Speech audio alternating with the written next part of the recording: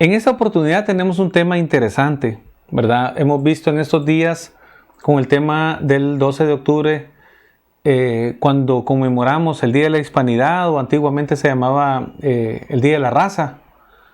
Es un suceso histórico, el más trascendente que ha habido en la historia de la humanidad, que es cuando España encuentra unas islas y después se encuentra una masa continental, ¿verdad? España no venía a conquistar América, se le encuentra en el camino, se le encuentra cuando ellos van hacia las Islas Molucas a buscar especias, pero cambió la historia.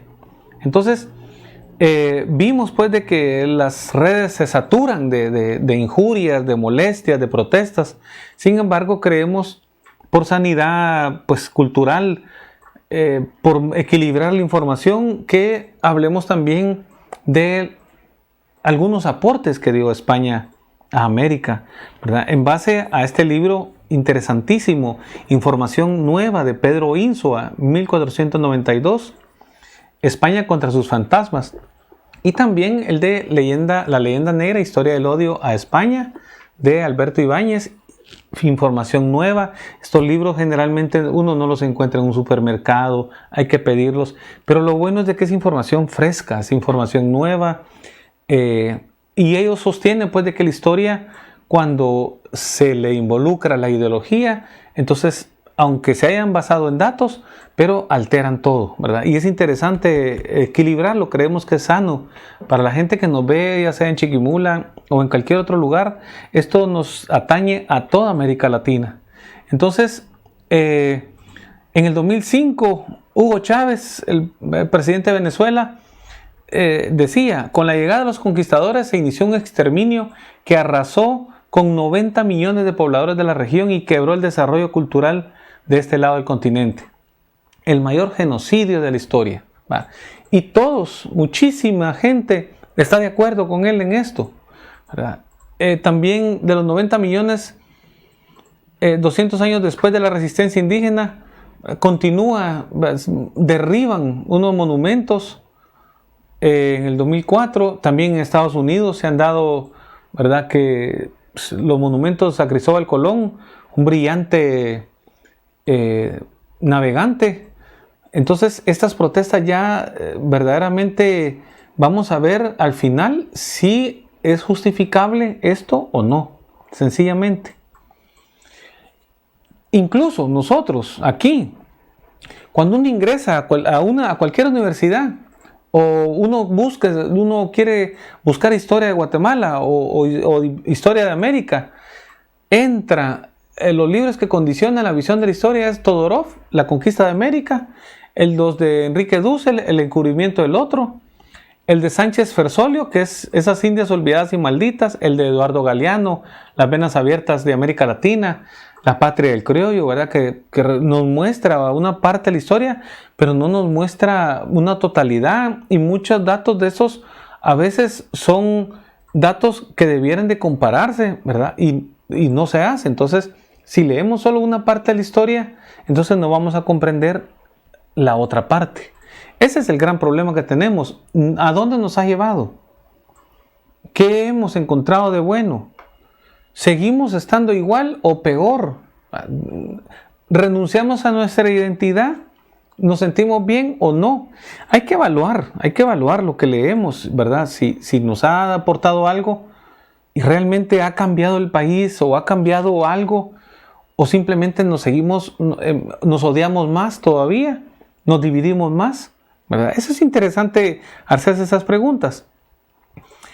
Entonces, generalmente se dice: el imperio español nos vino a masacrar, el imperio español nos vino a extraer nuestras riquezas. Pero ¿qué es un imperio? Un imperio, yo sé que tiene un sentido peyorativo. Un imperio es el imperio español, y creemos que ya no hay imperios, o mucha gente cree que ya no hay imperios. Entonces, pero es bueno, nos vamos a detener en este tema. ¿Qué es un imperio? Es un sistema de estados coordinados y regidos por una nación más fuerte militar y tecnológicamente. El modelo que España trajo es el modelo romano. 500 años de imperio civilizador. No fue un imperio como el inglés o como el portugués. Ya vamos a ver los dos tipos de imperio que hay, que se dan. No sé si esto se ve a veces en los cursos, por ejemplo, de historia, a los que siguen derecho o no.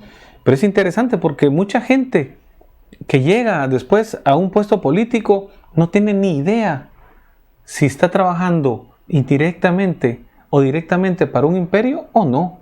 Y si no se tiene percepción de eso, pues, vamos a estar cayendo en un loop, en un círculo donde va a ser una dependencia eterna.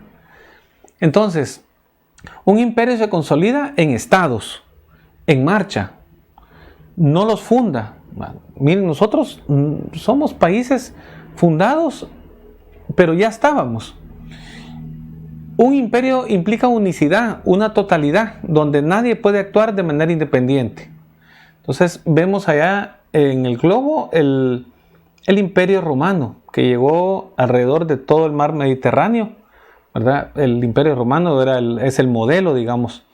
Hay dos tipos de imperios. El generador, que es el que España trató en su máxima expresión de montar aquí en América. El generador que civiliza, trae leyes, trae ornato, trae orden, trae tecnología, trae aportes, urbanidad. Incorpora. Los pueblos originarios fueron incorporados, reducidos, digámoslo así, a pueblos, las vías, famosas vías. Miren, cuando conmemoramos que el Chiquimula fue elevada a categoría de ciudad, es eso, incorporarse. O cuando, por ejemplo, que Saltepeque, Zacapa, Hualán eran elevadas a categorías de vía, incorporando población, porque así se da la civilización. Aquí alguien viene de una aldea, de un municipio, y encuentra policía municipal de tránsito. Son entes civilizadores, son entes que nos ayudan a llevar un orden social. El imperio generador mezcla, es decir, permite las relaciones afectivas entre las personas nativas y las que llegan. Ya vamos a ver la ley de la reina Isabel, donde pide que contraigan matrimonio de nupcias la gente española con la gente nativa. Eso es algo que no lo hizo el imperio inglés, no lo hizo. Ustedes, es más, todavía están ahí en las reservas borrachos, las etnias nativas de América del Norte, ahí están, pero jamás se relacionaron. Incluso se generan unas masacres enormes en el siglo XIX en Estados Unidos. El imperio generador también penetra con tecnología. Toda la tecnología que tenía España la introdujo en América, toda. Por ejemplo, algo bien sencillo. Bueno, aparte del arado, el huizucte o chuzo no era lo mismo que arar. Cuando traen animales de carga, de transporte, cuando entra la punta del arado, entonces se puede multiplicar por 4 la producción agrícola a cuando se hace por razones geográficas o topográficas con un chuzo o huizucte.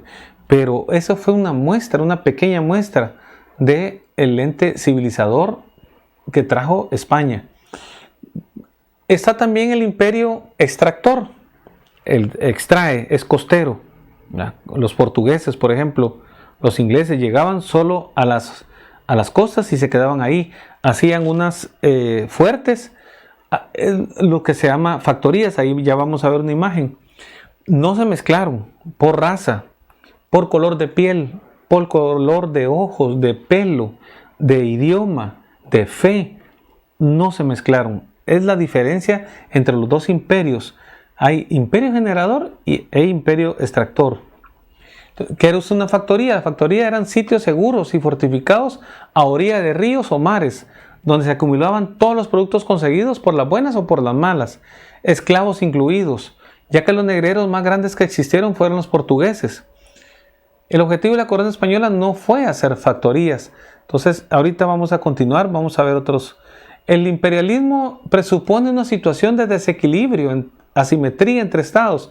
Es decir, los estados que son parte del imperio tienen un nivel tecnológico, militar, cultural, asimétricos, diferentes, con inferioridad al imperio rector. Esto es interesante, miren el tema de los imperios, creo que es difícil que se toque, pero lo estamos tocando aquí de manera breve. El imperio debe permitir interactuar en mercado. Por ejemplo, nosotros tenemos libre mercado, entramos al tema de la globalización, todos nuestros países, tenemos un sistema de derecho, de justicia, tenemos igualdad jurídica, ¿verdad? Pero una hegemonía de una sociedad sobre las demás. Cuando el imperio rector necesita algo, mueve todo para conseguirlo. Entonces, ¿qué pasó? Vamos entrando ahorita al tema de un poquito más concreto con el tema de España. Antiguamente, la ruta de la seda o la ruta de las especias había por vía marítima y por tierra. La ruta de la seda es la roja y la ruta también de la seda por mar pues es la azul. Estaba la China, la India y abajo de la China al lado derecho las Islas Molucas, que eran el lugar de mayor riqueza en el mundo en ese momento. Las especias, tanto para alimentos, para procesarlos, como para también medicina. ¿Qué pasó? 1453, el Imperio Otomano, los turcos, cierran el camino a las Islas Especias. Si vemos al lado izquierdo, ahí está el mapa de España, queda aislado de poder continuar, de poder agarrar el camino de la ruta de la seda. Hay un bloqueo, una ruta comercial. Miren los bloqueos siempre dan resultado.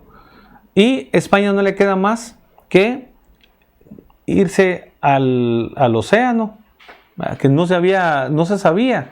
El mar era terror meterse al mar, porque en ese momento las embarcaciones eran de remos en el Mediterráneo, pero no se había metido al oeste ninguna embarcación, ni los portugueses, sino que lo que hacían ellos es andar hacia abajo, hacia el África. Los portugueses eran los que tenían el dominio. El Tratado de Alcazovas de 4 de septiembre de 1479, Portugal mantuvo el control sobre sus posesiones de Guinea, Elmina, Madeira, las Azores, Flores y Cabo Verde, que es toda la parte de abajo de África. Y Castilla se le reconoció la soberanía sobre las Islas Canarias, que son las islitas que están abajito, ya en el área del África, pero hasta ahí nomás. O sea, a España lo dejan a un lado, prácticamente viendo al mar. Los portugueses no, los portugueses podían ir haciendo factorías en toda África. La esclavitud se dio de este a oeste y también había esclavitud de norte a sur. Las mismas tribus africanas esclavizaban a los mismos africanos para venderlos. Entonces, ¿qué pasó? A España le quedaba una salida, el mar, el océano. Las dos naves de arriba son galeras usadas en el mar Mediterráneo.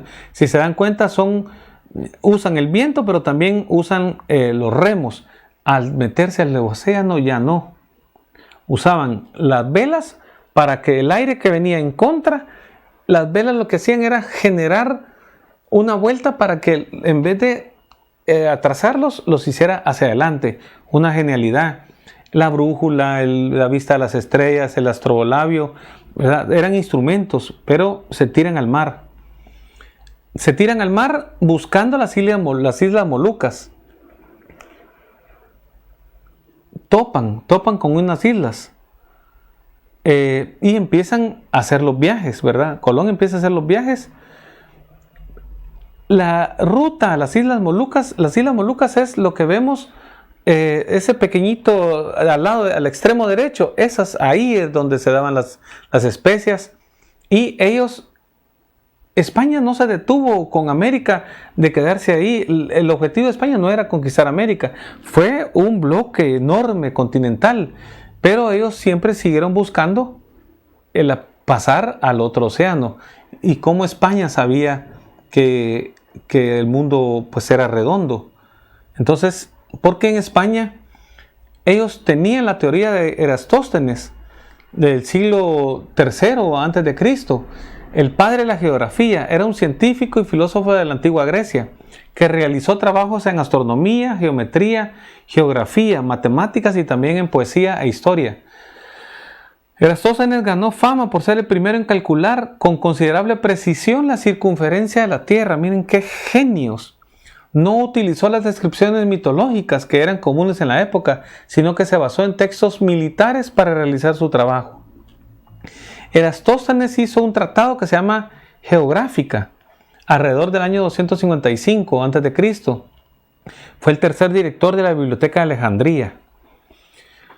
Los rayos solares al caer sobre una vara al mediodía del solsticio de verano del actual 21 de junio no producía sombra.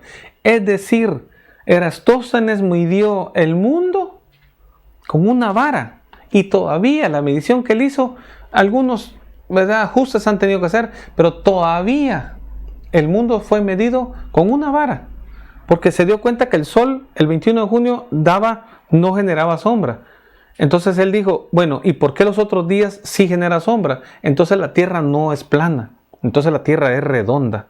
Y miren, eso ya era parte de la academia en España, que decían que la Tierra era plana, los vulgos, los que, ¿verdad?, la gente sencilla, pero realmente ya era una teoría, no fue un mito que dijeron que se encontraron de casualidad, sabían que podían dar la vuelta. Miren los aportes, el trabajo de España. Entonces, ¿qué pasó en España? ¿Qué pasó en América? Se habían construido en América se construyeron centenares de ciudades en extremos de 5.000 millas, desde Argentina hasta Nueva México, adelante, no México el que conocemos. La mitad de Estados Unidos prácticamente era de México y Estados Unidos se la quita en el periodo glorioso independiente. Se trajeron todas las ventajas de la civilización que para entonces se conocían de España a América. Se trajo la filosofía griega, se trajo el lenguaje español, se trajo la fe de Jerusalén, la tecnología agrícola, cultivos nuevos, todos los cultivos que conocemos. En esa época se empezaron a traer cítricos, ¿verdad?, para saborizar las comidas. Proteína.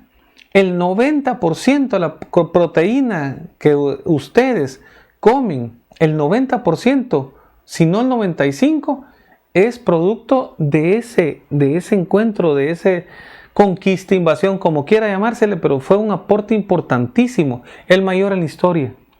La res, el cerdo, el ganado caprino, ¿verdad?, las gallinas, todo fue traído de allá. Ese aporte español, animales de carga, de trabajo, de transporte. La cultura, se hizo un sincretismo maravilloso que hoy deslumbra todavía el mundo en pintura, escultura, ¿verdad? Miren, Chiquimula, por ejemplo, tiene 6, 7 iglesias coloniales. Todo Guatemala, toda América está llena de iglesias coloniales. No era un imperio generador de masacres, ya vamos a ver ese dato. No era un imperio que vino aquí a extraer, era un imperio civilizador. Traían el tema religioso, el mandato de ser cristianos a todas las gentes, pero había que civilizar. Muchas veces cuando a uno le ponen una multa, uno se molesta porque se parqueó mal o porque pasó un semáforo en rojo, pero es parte de la civilización, pues, había que civilizar. Trajeron también una religión que permitió el sincretismo o simbiosis única. Un imperio civilizador, no extractor, se dio un llenado urbano, se fundan pueblos, villas, 1580 pueblos, 225 villas, una población hispana de 150.000 habitantes. Perdón, en 1580 había una población de 150.000 habitantes. En 100 años, América, de pasar de un estado, digámoslo así, neolítico, no sé qué otro nombre se le podría llamar, de usar la piedra, de usar la obsidiana, de usarla bellamente, de usar el barro, pasar 3.000 años, en 100 años, de avance tecnológico. Entonces, un genocidio, se piensa que hubo un genocidio aquí, Un genocidio es el exterminio sistemático y deliberado de un grupo social por motivos raciales, políticos o religiosos. Según el INE, el Instituto Nacional de Estadística, según el censo de 2018, el 41.7% de la población de Guatemala es maya y el 56% es ladino. Entonces, ahí está, la presencia nativa podría incluso pensarse que es mayoritaria o mestiza. Hay un dato muy interesante, porque si Hugo Chávez dijo 90 millones, ¿cuánto era el dato que había de población en el momento de la conquista de 1492? La población indígena de América, Ángel Rosenblatt, es venezolano, filólogo, muy interesante el dato. Él empezó con un método sencillo de llevarlo a través de los años hacia atrás y hizo el cálculo que en 1492 habían 13 millones, que era el 100% de la población. 13 millones, no 90, no 80. Muchas veces los datos que vemos de Todorov, de Galeano, todos ellos sí disparan 90, pero este filólogo, lo interesante es que él lleva un método donde si ahorita él hizo el conteo, entonces o ve los censos y los fue llevando hacia atrás. Interesante y muy lógico. En 1570 eran 11 millones. Entonces, ahora, en 1940 hay 16 millones. Es decir, ahora hay más nativos que en 1492. Bueno, tenemos estos datos según los dos tipos de imperios. El español, al lado izquierdo, ¿verdad? Vemos algunos datos y me llama la atención el tipo de imperio de los ingleses. En Canadá, el 4.4 son... Esta es una cifra que yo la saqué y un dato y el nombre que yo lo saqué por cierto, de la Agencia de Inteligencia de Estados Unidos. Ellos llevan control de todo, de las poblaciones. 4.4 eran nativos. En Estados Unidos el 0.92. Entonces, a diferencia que Guatemala, 41.7. ¿Qué pasó? Aquí en América se hizo un listado, ¿verdad?, de todas las mezclas que se iban dando. Miren, nobles y nativos casados con españoles o españolas, se dio el mestizaje, y empezaron a hacer, ¿verdad?, una tabla de castas interminable. Realmente hay 3 tipos de castas. Entonces sí se dio. También en 1801 se da en el brote de viruela. Aquí en América traen de España a niños que habían tenido viruela y que le habían las costritas de la viruela, se las quitaban. Y aquí en América, en Nueva España, México, a los niños les abrían un poquito y le ponían la costra para que eso le diera inmunidad. Interesante, miren, más o menos, ahorita con esto de la pandemia podemos ir viendo las 1801, es decir, en el periodo colonial fue Eduardo Jenner, que es el que inventó la vacuna de contra la viruela. Dice: no imagino que los anales de la historia hayan aportado un ejemplo de filantropía tan noble y tan extenso como el Imperio Español. Bueno, hubieron excesos. El primero fue Cristóbal Colón, ¿verdad? Por eso Cristóbal Colón regresa preso, ¿verdad?, por haber comprado esclavos y haberse metido al negocio de los esclavos. Regresa preso a España. La reina Isabel en 1504 dice: no consientan y den lugar que los indios vecinos y moradores de las dichas indias de tierra firme, ganadas y por ganar, reciban agravio alguno en sus personas y bienes, mas mando que sean bien y justamente tratados. En 1550 se da en España, en el Imperio Español, un dato interesantísimo. Frailes como Bartolomé de las Casas, Francisco de Vitoria, que aquí vieron muchas anomalías, muchos excesos, llegan allá y hacen una junta. Son reuniones que tienen entre teólogos y juristas, porque si el rey estaba permitiendo que se generaran abusos en América, tendría que renunciar a su reinado porque entraba en pecado. ¿Qué imperio ha hecho eso en la historia?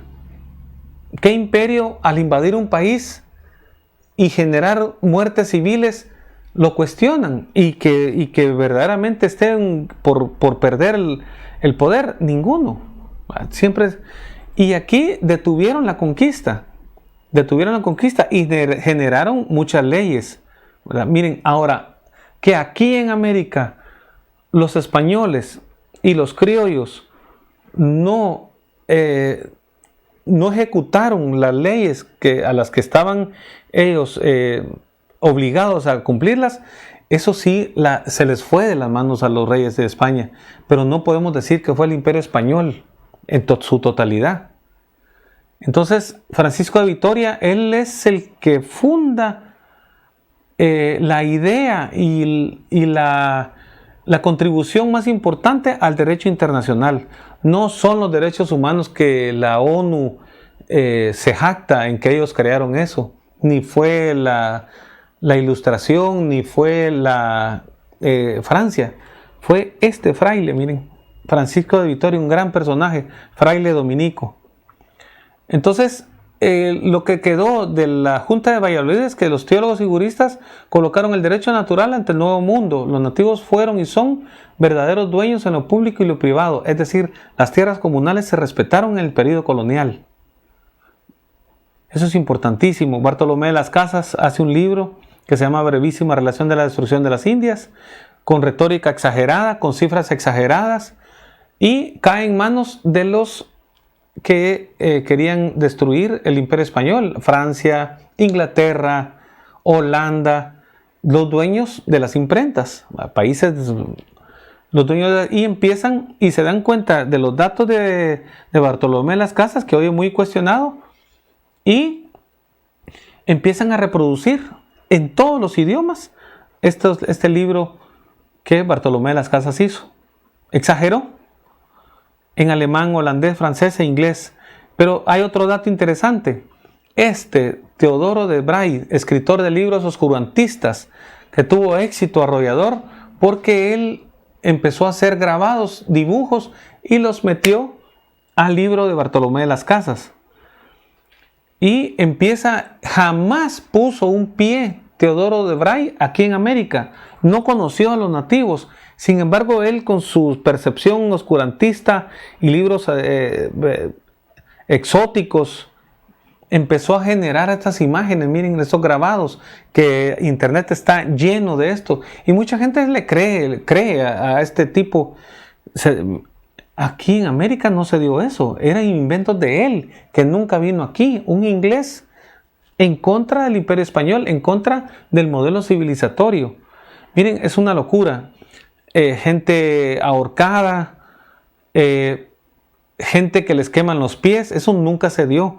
Eso sí, cuando tocaba hacer grabados del Imperio inglés, vamos a ver uno de los grabados que él hacía. Para ellos sí, muy bonitos los grabados, pero cuando era el Imperio Español o hablar de los nativos de América, miren los dibujos que hacía. Miren qué mente. Gente, nativos comiendo manos, comiendo brazos de la misma gente, quemando niños, pero la gente sencilla lo cree y dicen, sí, así fue.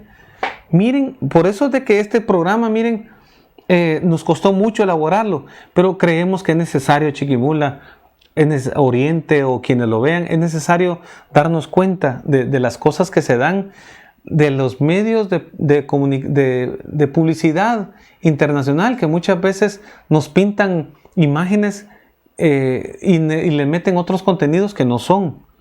Miren, imágenes terribles, grotescas, imágenes que realmente potentes, muy potentes, que verdad, impresionan todavía. Caníbales como eran los nativos de América, según la imaginación de Teodoro de Bray. Miren, comiéndose una pierna.